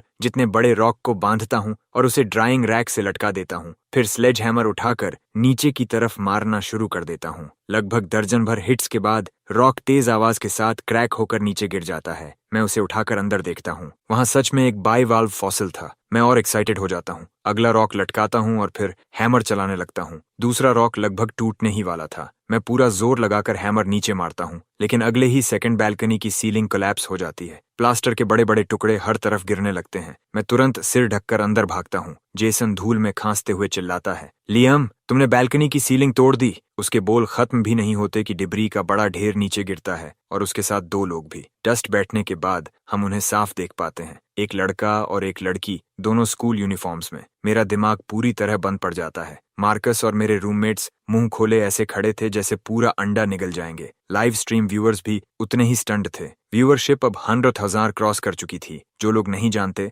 उनके लिए छोटा लेसन, रूफ एज की आउटर पैरापेट वॉल अंदर से मोस्टली हॉलो फोम होती है, वो सॉलिड कंक्रीट नहीं होती। एक अच्छा हिट और सीधा नीचे। इस डॉर्म में कुछ तो बहुत गलत है। क्या उन रॉक्स को तोड़ना इतना जरूरी था? ऐसे चलता रहा तो पूरा बिल्डिंग गिर जाएगा। अब मुझे समझ आ रहा है डीन कार्टर कैसा महसूस करते होंगे। इस आदमी से प्यार करो या नफरत, लेकिन कुछ कर नहीं सकते। तभी खांसी की आवाज सबकी साइलेंस तोड़ देती है। मैं रियलिटी में वापस आता हूँ और जल्दी से दोनों को रूम के अंदर खींच लाता हूँ। लड़का चेहरे से डस्ट साफ करता है। सीरियसली, हम बस साथ में शांतिपूर्वक मरना चाहते थे। उसके बगल में लड़की लगातार आंसू पोंछ रही थी। मरना भी इतना कॉम्प्लिकेटेड होता है क्या? मैं तुरंत पूछता हूँ। तुम दोनों ठीक हो? लड़का खुद पर हंसता है और अचानक गाना गाने लगता है। मेरा चेहरा फड़क उठता है। इतने सारे मोमेंट्स में से इसे गाना अभी याद आया। कुछ सवाल पूछने के बाद पूरी कहानी समझ में आती है। लड़के का नाम डैनी था, लड़की का नाम माया। दोनों बचपन से साथ बड़े हुए थे। ग्रेजुएशन के बाद शादी करने का वादा किया था, लेकिन दोनों फैमिलीज के बीच पुरानी दुश्मनी थी। दोनों के पेरेंट्स मानने को तैयार नहीं थे। निराशा में माया ने खुद को लड़के जैसा डिस्गाइज किया ताकि दोनों रूफटॉप पर जाकर साथ मर सकें। मैं दोनों को घूरता हूँ और धीरे से आंखें घुमाता हूँ। मरने से नहीं डरते, लेकिन पेरेंट्स से डरते हो। वो फ्यूड ऊपर वाली जनरेशन का है, उसका तुम दोनों से कोई लेना देना नहीं। अगर सच में साथ रहना चाहते हो तो बस शादी कर लो। दोनों मुझे आंखें फाड़ कर देखते हैं। शादी? मैं सिर हिलाता हूँ। एक बड़ी और बोल्ड वेडिंग करो। अपने पेरेंट्स को दिखाओ कि तुम दोनों कितने सीरियस हो। वो मान जाएंगे, मैं प्रॉमिस करता हूँ। डैनी कड़वी हंसी हंसता है। मैं शादी अफोर्ड नहीं कर सकता, और अगर कर भी लूं तो कोई आएगा ही नहीं। मैं ग्रिन करता हूँ। इनमें से कोई भी प्रॉब्लम नहीं है। पूरी वेडिंग मैं हैंडल करूंगा और ऊपर से तुम्हें पैसे भी कमा कर दूंगा। हम ये शादी यहीं स्कूल कैफेटेरिया में करेंगे। सब लोग मुझे ऐसे घूरते हैं जैसे उनकी आंखें बाहर गिर जाएंगी। जेसन मेरा हाथ पकड़ लेता है। क्या ये सच में काम करेगा? स्कूल कभी अग्री नहीं करेगा। मैं होंठ का कोना ऊपर उठाता हूँ। जहां चाह वहां रास्ता। केविन मेरे बगल में आकर खड़ा हो जाता है। जो चाहिए बोलो, मैं साथ हूँ। जेसन भी तुरंत सिर हिलाता है। डैनी ये सब देखकर फिर इमोशनल हो जाता है। थैंक यू आप सबका। कुछ देर पहले तक ये दोनों अपनी जान देने जा रहे थे, इसलिए मैं डैनी के कंधे पर हाथ डाल देता हूँ। आज ही करते हैं फुल ट्रेडिशनल चाइनीज वेडिंग। जाओ और proper traditional wedding outfits rent पर लेकर आओ अभी। वो तुरंत माया का हाथ पकड़ता है और दोनों भाग जाते हैं। मैं बाकी सबको लेकर पहले कैफेटेरिया मैनेजर को मनाने जाता हूँ, उसके बाद प्रोफेसर ली के पास। वो मेरी पूरी बात सुनते हैं और जोर से डेस्क पर हाथ मारते हैं। ये बकवास है, बिल्कुल पॉसिबल नहीं। और अब तुम चाहते हो कि मैं डीन से जाकर तुम्हारे लिए रिक्वेस्ट करूं? करना है तो खुद करो। मैं लंबी सांस छोड़ता हूँ। पेलियोंटोलॉजी कभी कभी बहुत बोरिंग होती है। कैंपस में सब बोलते हैं कि म्यूजिक डिपार्टमेंट गॉर्जियस गर्ल्स से भरा हुआ है। प्रोफेसर ली फिर डेस्क पर हाथ मारते हैं। तुम में हिम्मत बहुत है मुझे थ्रेटन करने की, किड। ठीक है, मैं तुम्हें खुद डीन कार्टर के पास ले जाऊंगा, लेकिन ज्यादा उम्मीद मत रखना। वो मुझे सीधा डीन ऑफिस ले जाते हैं। सरप्राइजिंगली डीन कार्टर तुरंत मान जाते हैं। कुछ दिन पहले की इंसिडेंट्स के बाद हर कोई टेंस है। कैंपस को अभी एग्जैक्टली ऐसी वेडिंग बैंक्वेट की जरूरत है। अफसोस, आज रात मेरी क्लाइंट डिनर है, नहीं तो स्पीच मैं खुद देता। मैं दोनों को तुरंत धन्यवाद देता हूँ। फिर प्रोफेसर ली और डीन कार्टर से गुड बाय कहकर हम फ्लायर्स प्रिंट कराने दौड़ पड़ते हैं। उसके बाद हम सबसे ज्यादा भीड़ वाली जगह पर टेबल लगाते हैं। जैसे जैसे क्राउड बढ़ने लगती है, मैं मेगाफोन उठा लेता हूँ। आज रात हमारे फेलो एलुमनाई डैनी की शादी कैफेटेरिया 1 में होने जा रही है। हर कोई सेलिब्रेशन में वेलकम है। डीन कार्टर ने ऑफिशियल अप्रूवल दे दिया है। गिफ्ट लेकर आओ और अंदर आओ। मेरे खत्म करते ही क्राउड फट पड़ती है। स्टूडेंट्स तुरंत फोन्स निकालकर फोटोज लेने लगते हैं और हर जगह शेयर करते हैं। धीरे धीरे ज्यादा लोग परफॉर्मेंस के लिए साइन अप करने लगते हैं। वॉलंटियर्स डेकोरेशन और वेडिंग कैंडी लगाने में जुट जाते हैं। पता ही नहीं चलता और शाम हो जाती है। डैनी माया के साथ पहुंचता है। उनके साथ दोनों साइड्स के ग्रैंड पेरेंट्स थे, वही दो बुजुर्ग जिन्होंने हमेशा उनका साथ दिया। अब तक कैफेटेरिया एंट्रेंस से लेकर बाहर तक लंबी लाइन लग चुकी थी। हर दिशा से स्टूडेंट्स अंदर आ रहे थे। काफी प्रोफेसर्स भी सिर्फ देखने के लिए पहुंच गए। लायन डांस ट्रूप परफॉर्मेंस शुरू करती है। एंट्रेंस पर गिफ्ट टेबल लगाया गया था। मैंने रफली 50 युएन पर पर्सन सजेस्ट किया था, लेकिन स्टूडेंट्स खुद उससे कहीं ज्यादा दे रहे थे।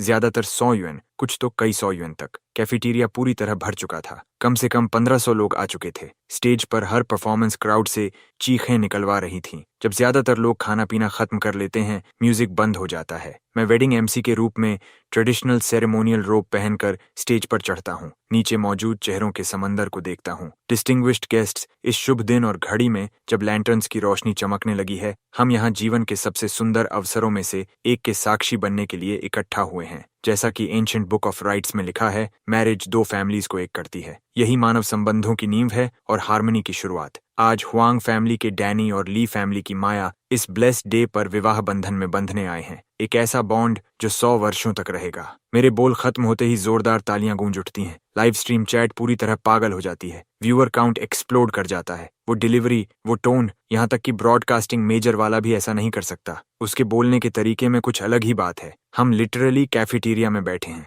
लेकिन फील ऐसा हो रहा है जैसे इंपीरियल टेम्पल में रॉयल सेरेमोनी चल रही हो। यही तो असली वाइब है। मेरी एंसेस्ट्रल मेमोरी अभी एक्टिवेट हो रही है। जैसे ही तालियां धीरे धीरे शांत होती हैं, मैं अपना दायां हाथ उठाकर फिर बोलना शुरू करता हूँ। इस हॉल में कार्व्ड बीम्स या पेंटेड राफ्टर्स नहीं है, लेकिन यहाँ सिंसेरिटी की सजावट है। यहाँ गोल्ड और जेड नहीं, बल्कि हजारों सच्चे दिल इस सेलिब्रेशन के गवाह हैं। ऊपर लटकती लाल रिबन्स हमारी यूथ की आग की तरह चमक रही है। ये रोशनी कपल के भविष्य का रास्ता रोशन करे। इस क्षण में हेवन और अर्थ दोनों साक्षी हैं। समय आ चुका है। मैं हाथ उठाकर रेड कारपेट के आखिर की तरफ इशारा करता हूँ। कृपया हमारे न्यूलीवेड्स का हॉल में स्वागत कीजिए। वहाँ मौजूद हर इंसान उसी दिशा में देखने लगता है। डैनी और माया शानदार लाल ट्रेडिशनल वेडिंग अटायर पहने धीरे धीरे हमारी तरफ चलते हुए दिखाई देते हैं। जैसे ही वो पास पहुंचते हैं, मैं एक तरफ हट जाता हूँ। ब्राइड एंड ग्रूम, कृपया ऑल्टर पर अपने स्थान लें। स्वयं को कंपोज्ड कीजिए। अब ट्रेडिशनल वेडिंग बो सेरेमोनी शुरू होगी। पहला बो हेवन और अर्थ को।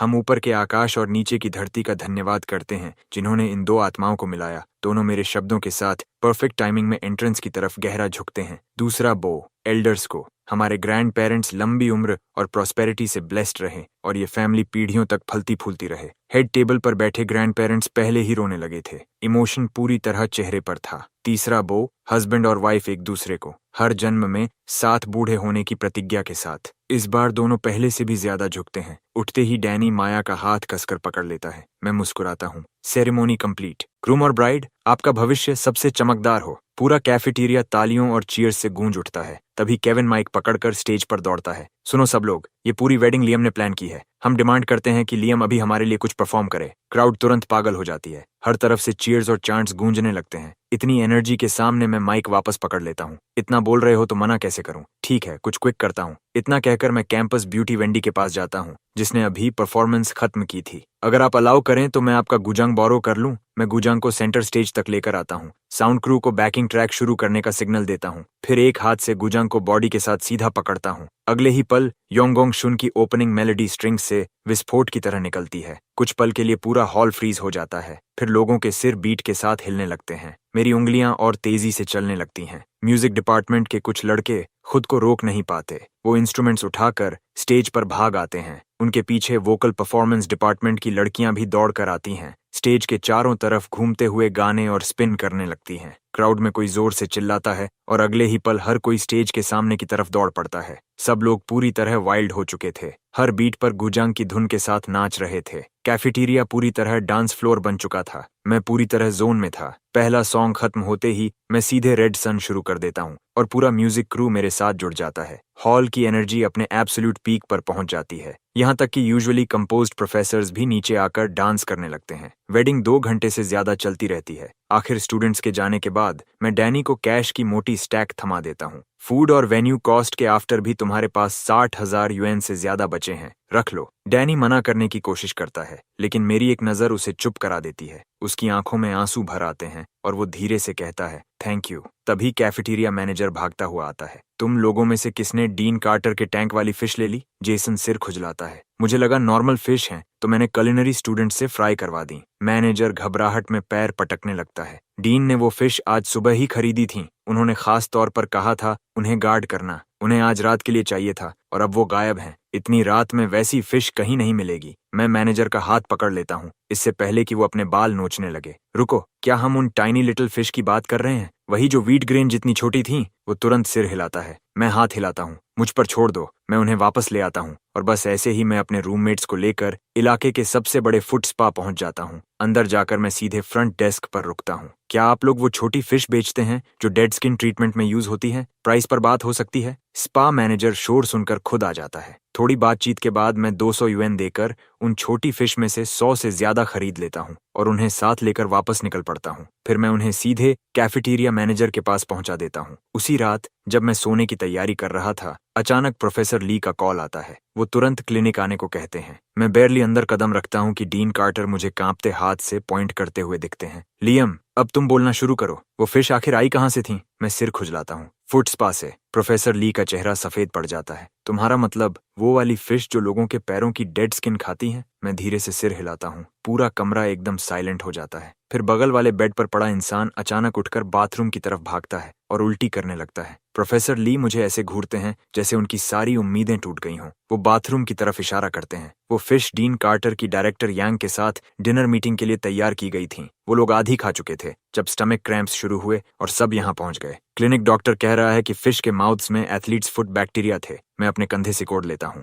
मुझे कैसे पता होता कि वो लोग फिश खा जाएंगे? मेरे इतना कहते ही डीन कार्टर गुस्से में लगभग बेहोश हो जाते हैं। मीनवाइल लाइव स्ट्रीम चैट पूरी तरह फट चुकी थी। व्यूअर काउंट लगातार बढ़ता जा रहा था। हाँ, इन्होंने foot spa fish deep fry करके डिनर में सर्व कर दी। डायरेक्टर यांग अब जिंदगी भर छोटी फिश को नॉर्मल तरीके से नहीं देख पाएंगे। जैसा एक्सपेक्टेड था, हमें बुरी तरह डांट पड़ती है। डीन कार्टर अभी भी गुस्से में अपनी सेक्रेटरी को वहीं कॉल करते हैं। कल 2 नए कैंपस रूल्स जारी करो। स्कूल ग्राउंड्स पर अब कोई वेडिंग बैंक्वेट्स नहीं होंगे और कैफेटेरिया टैंक की फिश को कोई हाथ नहीं लगाएगा। उस रात मैं बेड पर लेटते ही सिस्टम स्पिन करता हूँ। सिस्टम चाइम करता है। 1 spin used, skill unlocked, combat mastery. अगले ही सेकंड में ऐसे उछलकर बेड से उठता हूँ जैसे गोली छूटी हो। पूरे शरीर में रॉ पावर दौड़ने लगती है। मेरा दिल जोर जोर से धड़क रहा था। अगली सुबह मैं रूममेट्स के साथ हमेशा की तरह ब्रेकफास्ट के लिए कैफेटेरिया जाता हूँ। नोटिस बोर्ड के सामने पहले से क्राउड जमा थी। हम भीड़ चीर कर आगे पहुंचते हैं और सच में नए कैंपस रूल्स लगे हुए मिलते हैं। उसी समय सिस्टम भी चाइम करता है। Spin opportunity earned. ब्रेकफास्ट के बाद मैं रूममेट से अलग होकर मार्कस के साथ प्रोफेसर ली के ऑफिस पहुंचता हूँ। वो मुझे देखते ही चिढ़े हुए बोलते हैं, अब क्या चाहिए? रॉक्स के साथ जितना डैमेज करना था कर लिया ना? मैं दोनों हाथ हिलाता हूँ। रॉक्स आप वापस ले लीजिए, मेरा उनसे काम खत्म, अब एक भी नहीं छूने वाला। प्रोफेसर ली खुद को हंसने से रोक नहीं पाते। ठीक है, तो टॉपिक बदल लो। कैंपस इकोसिस्टम में मेटल डिपॉजिट्स और मॉडर्न आर्टिफैक्ट्स के रेमनेंट्स स्टडी करो। अलग अलग टाइम पीरियड्स के मेटल ऑब्जेक्ट्स ढूंढो। एनालाइज करो कि कोरोजन आसपास के एनवायरनमेंट से कैसे रिलेट करता है। मैं ऑफिस से बाहर निकलता हूँ, माथे पर शिकन के साथ सोचता हुआ कि मटेरियल्स कहाँ से मिलेंगे। पता ही नहीं चलता और मैं कैंपस लेक के किनारे पहुंच जाता हूँ। तभी अचानक दिमाग में आइडिया आता है। ये लेक स्कूल की फाउंडेशन के समय से यहाँ है। इतने सालों में पता नहीं कितनी चीजें लोग इसमें फेंक चुके होंगे। सब नीचे मड में दबी होंगी, अलग अलग स्पीड से सोक और कोरोड होती हुई। रिसर्च के लिए ये परफेक्ट जगह थी। मैं तुरंत मुड़कर फिर प्रोफेसर ली के ऑफिस भागता हूँ। प्रोफेसर, क्या आपको पता है मुझे स्ट्रॉन्ग मैग्नेट कहाँ मिल सकता है? स्कूल रूल्स डिगिंग अलाउ नहीं करते,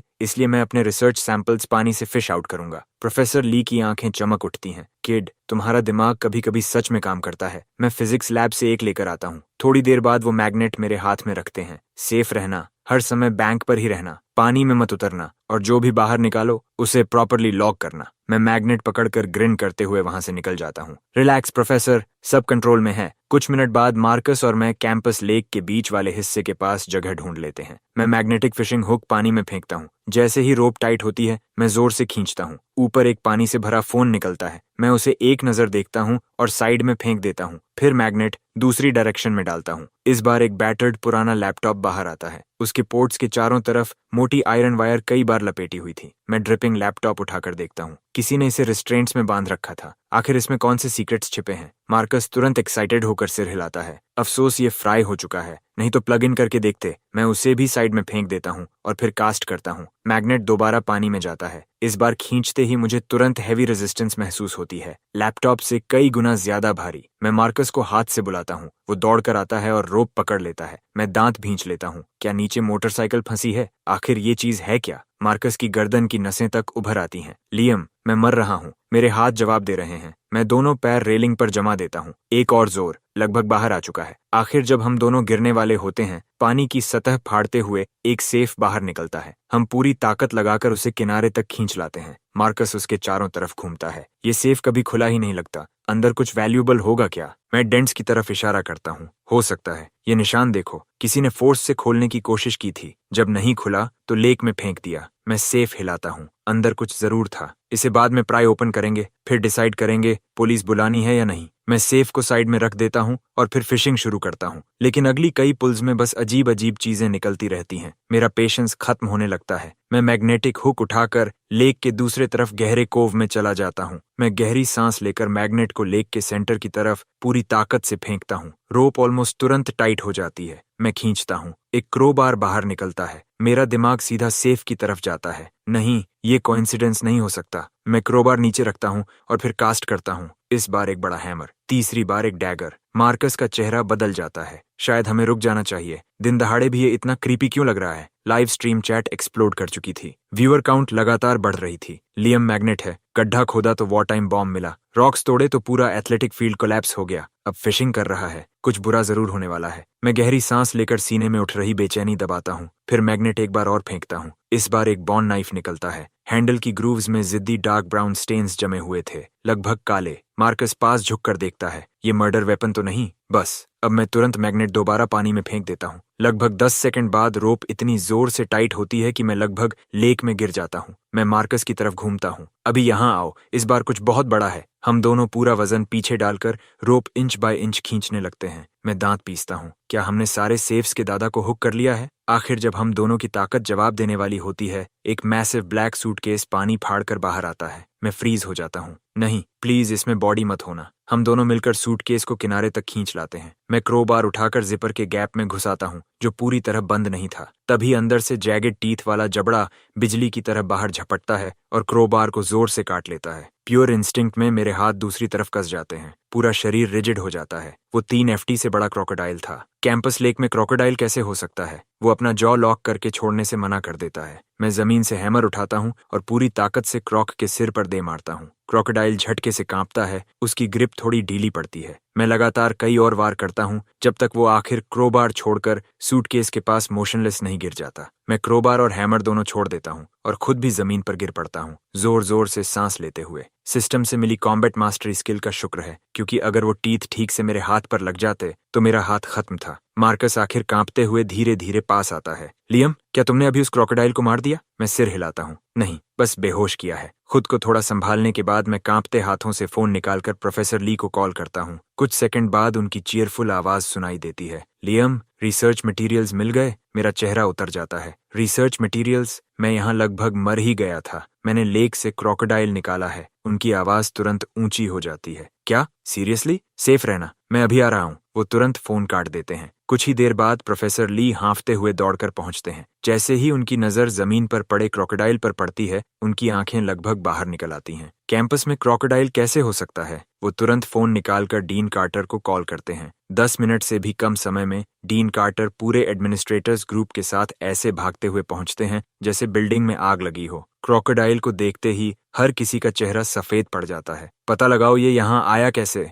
यूनिवर्सिटी कैंपस में क्रोकोडाइल कैसे पहुंचा? मुझे तुरंत फुल इन्वेस्टिगेशन चाहिए। फिर वो पीछे खड़े एडमिनिस्ट्रेटर्स पर बुरी तरह बरस पड़ते हैं। उसके बाद वो इमरजेंसी सर्विसेज को कॉल करते हैं। थोड़ी ही देर में पुलिस कार्स और वाइल्ड लाइफ प्रोटेक्शन व्हीकल वहां पहुंच जाते हैं। एक ऑफिसर सीन देखकर तुरंत रिपोर्ट देता है। थरो चेक के बाद कंफर्म होता है कि क्रोकोडाइल सिर्फ अनकॉन्शियस है और साफ दिख रहा है कि उसे कैप्टिविटी में पाला गया था। वर्कर्स उसे ले जाने ही वाले थे कि तभी मेरी आंखों के सामने सिस्टम अलर्ट चमकता है। Murder case detected. Fresh excrement from this crocodile contains extremely high concentrations of human skin and hair, along with degraded fragments of muscle tissue. This indicates the animal has been systematically and extensively consuming human remains. मेरा सिर झटके से ऊपर उठता है। रुको! Detective रे तुरंत मेरी तरफ मुड़ता है। लियम, कुछ मिला? मैं जल्दी से क्रोकोडाइल के पीछे पड़े एक्सक्रीमेंट के पास जाता हूँ और नीचे बैठ जाता हूँ। एक स्टिक उठाकर उसे केयरफुली सिफ्ट करने लगता हूँ। डिटेक्टिव रे, इसे देखिए। उनका एक्सप्रेशन तुरंत डेडली सीरियस हो जाता है। ये बाल हैं। मैं स्टिक चलाता रहता हूँ और ज्यादा हेयर स्ट्रैंड्स बाहर आने लगते हैं। डिटेक्टिव रे तुरंत खड़े हो जाते हैं। फॉरेंसिक्स टीम को बुलाओ। क्रिमिनल इन्वेस्टिगेशन यूनिट को बैकअप के लिए कॉल करो। फॉरेंसिक्स आने तक पूरा सीन लॉकडाउन करो। मैं क्रोबार, डैगर और लेक से निकाली बाकी सारी चीजें उन्हें सौंप देता हूँ। कुछ ही मिनटों बाद कई पुलिस कार्स चीखती हुई पहुंचती हैं। उनके पीछे डिटेक्टिव्स, फॉरेंसिक स्पेशलिस्ट्स और टेक्नीशियंस की पूरी टीम दौड़ती हुई आती है। डिटेक्टिव रे आगे बढ़कर उन्हें सिचुएशन बताते हैं। वो एक्सक्रीमेंट की तरफ इशारा करते हैं। उसमें से सारे हेयर सैंपल्स एक्सट्रैक्ट करो। प्रिलिमिनरी एनालिसिस चलाओ। लेक से निकले हर टूल की जांच होगी। सब कुछ एग्जामिन करो। फिर वो दूसरी तरफ इशारा करते हैं। लैपटॉप को स्टेशन भेजो रिकवरी के लिए। सेफ यहीं खोलो और लेक में डाइव टीम उतारो और एविडेंस चाहिए। ऑर्डर्स मिलते ही हर कोई काम में लग जाता है। डिटेक्टिव रे मार्कस और मुझे साइड में ले जाकर पूछते हैं कि कौन सी चीज कहाँ मिली और उस समय कंडीशंस कैसी थीं। दूसरी तरफ फॉरेंसिक टेक्नीशियंस स्पेशलाइज्ड टूल से सेफ खोलते हैं। अंदर पूरी तरह 100 यूएन बिल्स से भरा एक बड़ा बैग पड़ा था। रफ काउंट के हिसाब से करीब 200 से 300 हजार यूएन। सबको लगता है सेफ खाली हो चुका है। तभी मैं आगे बढ़ता हूँ। रुको, कॉर्नर में कुछ फंसा है। मैं हाथ डालकर इनर वॉल के हिडन स्लॉट से एक एसडी कार्ड निकालता हूँ। डिटेक्टिव रे की आंखें चमक उठती हैं। कार्ड रीडर और लैपटॉप लाओ अभी। टेक्नीशियंस तुरंत काम शुरू करते हैं और एसडी कार्ड बिना प्रॉब्लम खुल जाता है। उसके अंदर सिर्फ एक फाइल थी, एक वीडियो। वो प्ले दबाते हैं। फुटेज में एक बड़ा इनक्लोजर दिखाई देता है। क्रोकोडाइल झपटकर ऊपर आता है और मीट का एक बड़ा टुकड़ा पकड़ लेता है। फ्रेम के ऊपर एक रबर ग्लव्ड हैंड पल भर के लिए दिखाई देता है। क्लिप मुश्किल से 10 सेकंड्स लंबी थी, लेकिन वहां मौजूद हर इंसान का चेहरा अनईजी हो जाता है। उस मीट की टेक्सचर वो नॉर्मल एनिमल मीट जैसी बिल्कुल नहीं थी। एक्सक्रीमेंट में मिले हेयर के साथ अब जवाब सबके सामने साफ खड़ा था। डिटेक्टिव रे तुरंत फोरेंसिक एग्जामिनर की तरफ मुड़ते हैं। कोई रिजल्ट आया? एग्जामिनर जल्दी से आगे आता है। प्रिलिमिनरी रिजल्ट्स आ गए हैं। एक्सक्रीमेंट से मिले हेयर सैंपल्स कंफर्म हो चुके हैं ह्यूमन। डैगर और बोनी नाइफ दोनों पर ब्लड ट्रेसेस भी मिले हैं। डिटेक्टिव रे का चेहरा पूरी तरह ठंडा पड़ जाता है।